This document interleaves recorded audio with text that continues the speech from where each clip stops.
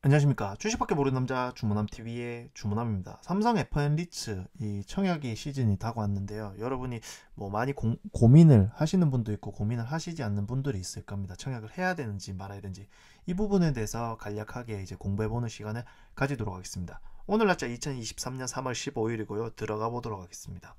삼성 FM 리츠, 삼성생명이라고 삼성화재라고 생각하시면 좋을 것 같습니다. 앞에 삼성이 붙어 있기 때문에 삼성전자라고 먼저 생각을 할 수가 있는데요. 그렇지 않고요. 삼성생명과 삼성화재에 있는 자산을 편입한다라고 생각하는 게 가장 첫 번째고요. 이걸 하는 이유가 바로 IF, RS, 보험사가 보유한 부채, 그러니까 저희가 납입하는 이 보험금을 원가가 아닌 시가로 평가를 한다고 합니다. 그리고 K-ICS, 보험사가 직접 보유한 이 부동산에 대한 준비금 현행 6에서 9%를 25%까지 확충할 것을 요구인데요. 6에서 9%를 유지하다가 25%까지 늘려야 되기 때문에 큰 부담이죠. 그래서 이러한 리츠 상품을 상장시켜서 이제 이것을 충당하겠다라는 전략을 세웠는데요. 현재 기간 수요 예측은요. 3월 20일부터 21일까지 있을 것 같고요. 일반 및 기간 청약은 27일에서 28일, 그리고 돈을 납입하는 이 날은 3월 30일로 잡혀 있습니다. 그래서 상장을 하게 되면 삼성생명과 삼성화재는 합쳐서 38.2%의 지분을 자기 자본을 보유를 하게 되고요. 그 외에 기관 투자자가 31%고요. 그리고 밑에 있는 타임자본, 대출, 임대보조금, 선순위 대출, 그리고 브릿지 대출이 있는데요. 사실 이 상장을 하면요, 이제 1189억을 통해서 이 브릿지 대출을 갚아 나갈 것입니다. 그리고 이러한 자금을 어떻게 하냐? 대지타워를 인수하는데 사용을 하고 S1 빌딩을 인수하는데 사용을 한다고 이제 지금 나와 있고요. 사용을 했죠. 그리고 이번에 상장을 통해서 나머지 브릿지 대출을 이제 갚는다는 전략인데요. 일단은 IPO 상장 후 상환한 거는 이 브릿지 대출 관련이 없고요. 부가세 대출을 받았는데 사실 부가가치세 환급금 수령 시 갚는 거기 때문에 의미가 없습니다. 그래서 선순위 담보대출은요 3,491억이고요. 보시면 이 자료는 고정금리가 아닌 변동금리로 잡혀 있습니다. 그래서 이 변동금리다. 현재까지 고금리잖아요. 그래서 이거에 대한 부담이 조금씩 계속 늘 거고요. 생각을 해주시면 좋을 것 같고요. 현재 부채 비율은요 180입니다. 부채 총계가 4,786억, 자본이 2,658억 대비 부채 비율이 180이고요. 그리고 삼성 FN 위탁관리 부동산 투자회사의 성적표를 보면 2022년 7월 26일부터 2023년 1월 31일까지 보면요. 영업수익이 68억, 영업비용이 24억이 들어서 이제 수익에서 비용을 빼면 43억의 영업이익이 있는데요. 금융손익이 꽤 높습니다. 금융비용이 57억이 발생을 했기 때문에 결론적으로 당기순이익은 마이너스 13억이다 라고 생각하시면 좋을 것 같습니다. 대치타워와 S1타워 요 두 가지인데요.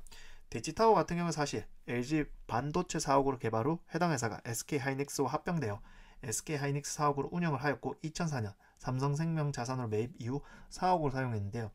일단 용도 지역은 일반 상업지역의 규모는 지하 6층에서 지상 20층으로 엄청난 큰 건물이라 볼 수가 있고요. 공실률은 일단은 임대 비중의 0.93%입니다. 그리고 계약 종료되는 게 2023년 10월 11일 날 되는 게 임대 비중이 2.69%가 1년 미만의 일단 계약 종료를 갖고 있고요. S1 같은 경우에는 삼성생명 부동산 사업에서 개발한 자산으로 준공 이래 약 20년간 S1 본사 사옥으로 사용을 하고 있기 때문에 공실률 0입니다. 그래서 지난주에 말해준 하나리츠보다는 공실률에 대한 걱정은 없다 생각하시면 좋을 것 같고요. 대치타워의 이제 삼성생명 보험 같은 경우는요. 보증금, 임대료 관리비 매년 3.5% 인상이고요. 프레시지는 매년 2.6%, 그리고 상상인 증거 같은 경우는 소비자 물가지수 인상된 경우에 하나의 지수를 적용하여 인정을 하고, 엔터프라이즈 블록체인 같은 경우는 보증금, 임대료 관리비 모두 매년 3.0% 인상이다 볼 수가 있습니다. 그럼 옆에 있는 S1은요. 소비자 물가지수 또는 2% 비중 중 높은 이유를 정해서 매년 인상을 한다고 나와 있습니다. 대치타워와 S1 빌딩은 1년에 총 356억, 임대료와 관리비를 합쳐서 356억 정도 들어온다고 생각하시면 좋을 것 같고요. 그래서 이후에 잠실 빌딩 이제 인수를 예정이고, 그 외에 이제 서초타워, 서초 사옥, 청담 스퀘어, 판교 사옥을 한다고 하는데요. 사실 24년부터 금리는 어떻게 될지 모르지만 현재 23년은 금리 인상 미국에서 하니 안 하니 그런 이야기가 많기 때문에 잠실 빌딩을 인수하기 위해서 대출을 끼면 또 이자 부담이 발생을 하잖아. 그럼 이자 부담이 발생하면 그만큼 금융 이자를 내야 되기 때문에 배당률에 대한 그리고 수익에 대한 약간 이거에 대한 물음표가 그려진다라고 생각할 수 있습니다. 당연히 잠실 빌딩을 인수함으로 인해서 임대료가 들어온다고 생각을 할 수 있겠지만은 고금리이기 때문에 이 부분도 염두에 두어야 하고요. 사실 현재 1년에 4번 이제 배당을 해준다고 하고 평균 배당률 5.6%인데요. 사실 이 부분 역시도 이 사람들이 예측인데 미래를 아무도 예측할 수 없기 때문에 이 부분도 변동될 수 있다. 하지만 매력적으로 1년에 4번 정도 배당을 받을 수 있다라고 생각하시면 좋을 것 같고요. 배당 받자마자 또 투자하는 이 복리로 굴러갈 수 있는 이런 또 장점이 있다 생각하시면 좋을 것 같습니다.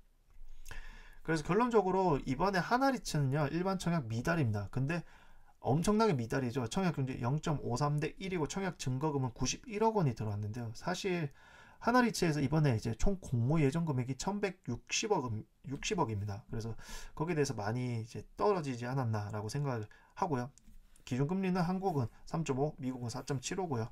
이번에 이제 FOMC에서 금리 인상을 할지 말지 뭐 동결이라는 의견도 있고 0.25라도 의견인데 어떻게 될지는 모르겠고요. 그래서 결론적으로 변동이자 그리고 변동이자로 돼서 그 이자를 납부하는 이자가 바뀌음으로 인해서 이제 금융이자를 많이 내야 되기 때문에 배당금 변동이 있을 것 같고요. 그리고 추가 자산에 대한 대출이 증가하면 그만큼 또 금융이자를 내야 되기 때문에 거기에 대한 또 부담이 있죠. 그래서 이번에 청약 역시 삼성 FN 리츠는 저는 청약하는 걸 비추라고 생각하고요.